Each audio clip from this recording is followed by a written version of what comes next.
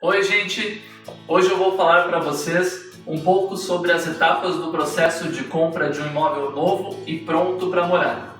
Nada muito incomum, mas importante para você que talvez não saiba por onde começar.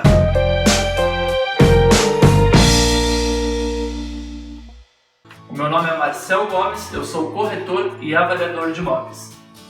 Quando decidimos comprar um imóvel, existem alguns fatores que são essenciais para a realização deste sonho.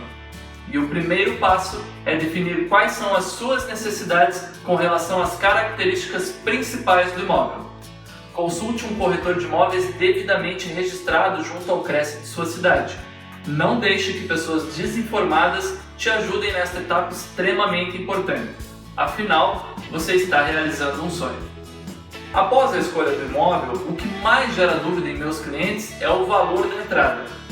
Geralmente, o valor exigido tanto para o imóvel novo como para o imóvel usado é 20% do valor do imóvel. Porém, este valor pode variar de acordo com o perfil de cada cliente. Por isso, é importante fazer uma simulação de financiamento. Depois de realizar este passo, fica muito mais fácil ver o que se enquadra de acordo com o seu perfil. E a próxima etapa é formular junto com o seu corretor uma proposta de negociação para a construtora ou para a imobiliária. Nesta etapa, você já precisa estar com a documentação necessária em mãos.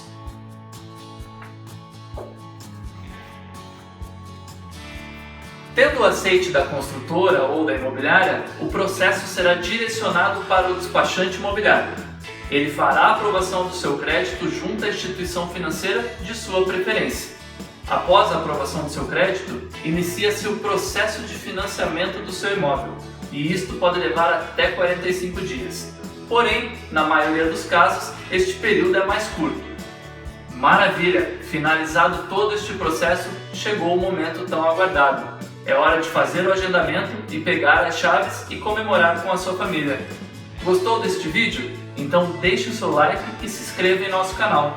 Qualquer dúvida, deixe nos comentários abaixo. Será um prazer responder. Um grande abraço e até a próxima!